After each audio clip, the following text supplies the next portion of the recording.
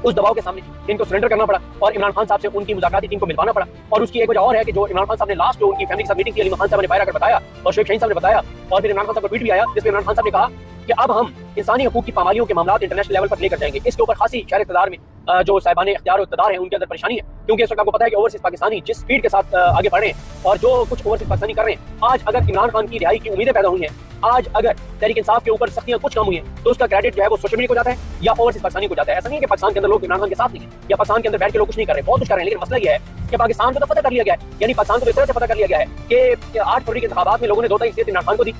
17 seater party को वज़ीर आज़म बना दिया गया, उनको इक़्तिदार दे दिया गया, 27 सीटर पार्टी को सदर पाकिस्तान बना दिया गया, जो सारे चोर डाकू लुटेरे मुल्क पे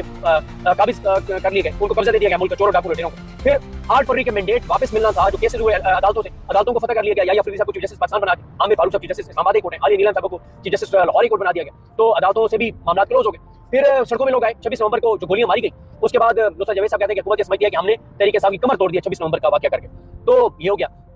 अब बात यह है कि उसके बाद इमरान खान ने कहा कि इंटरनेशनल फोरम पे लेके जाएंगे, तहरीक इंसाफ ओवरसीज प्लान कर रहे हैं, इसको आलमी अदालत इंसाफ में लेके जाने, जो भी हो बाद में इंटरटेन एप्लीकेशन हो या ना हो, लेकिन ये बहुत बड़ी डेवलपमेंट होगी कि 26 नवंबर का मामला जो है वो इंटरनेशल कोर्ट ऑफ जस्टिस में चला जाए। फिर इसी तरह से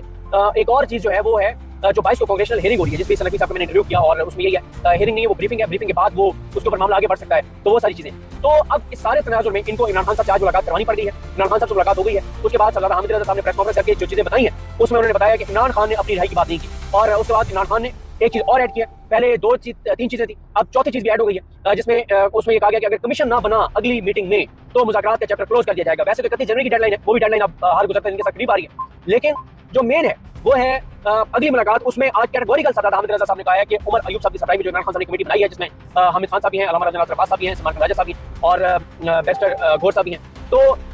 अली बिन गंडापुर साहब हैं। अगर अगली मीटिंग में 26 नवंबर और 9 मई के ऊपर जुडिशियल कमीशन बनाने का फैसला ना हुआ तो सरदार हामिद रज़ा साहब ये कह रहे हैं कि मुज़ाकरात का चैप्टर क्लोज कर दिया जाएगा। ये बहुत बड़ा ऐलान है, ये बहुत इंपॉर्टेंट है इमरान खान से मिलने के बावजूद। और मैं आपको एक चीज़ और बता दूं कि जब इमरान खान साहब ने लास्ट मीटिंग में ये कह दिया कि आप रिटर्न मुतालबात लिख के दे दें, उन्होंने घोर साहब को कहा, तो मेरी इत्तला ये है कि सरदार हामिद रज़ा साहब ने और मुज़ाकराती कमेटी के कुछ और मेंबर्स ने, जिसमें अल्लामा राजा अब्बास साहब भी थे, उन्होंने कहा कि ठीक है हमारे साथ इमरान खान का पैगाम आया है, लेकिन हम अभी ये नहीं कर सकते कि हम मुतालबात लिख के दें, ये चीजें लिख के दें जब तक हम खुद इमरान खान से मिल नहीं लेते। तो खासतौर पे सरदार हामिद रज़ा जो है उन्होंने तो बिल्कुल कहा कि हमारी मुलाकात करवाई जाए, मुलाकात के बगैर हम किसी सूरत लिख के नहीं देंगे जो भी हमारे मुतालबात है, क्योंकि इतना असल में कम्युनिकेशन गैप भी है और एक अदम एतमाद भी है जो पैगाम लेकर आते हैं, और खासतौर पर क्योंकि पैगाम बैरिस्टर घोर साहब लेकर आए थे और घोर साहब के ऊपर तो बहुत ज्यादा अदम एतमाद है। और उन्होंने कहा कि जब तक हमारी इमरान खान साहब से मुलाकात नहीं है, मैं उनकी बात कर रहा कि सरदार हामिद रज़ा साहब का अदम एतमाद, मैं ये बात कर रहा हूँ ओवरऑल जो भी बात बैरिस्टर घोर साहब करते हैं, और वो उसकी वजूहत नहीं है। देखिए ना, इमरान खान साहब ने घोर साहब को कहा कि मुज़ाकरात का 26 नवंबर के मामले के ऊपर और सिविल नाफरमानी की कॉल के ऊपर कोई असर नहीं पड़ना चाहिए, और बाहर आके घोर साहब कहते हैं कि सिविल नाफरमानी के ऊपर तो बात ही नहीं हुई। तो फिर यही मसला है जब अब और फिर इसी तरह से जो इस्तगासा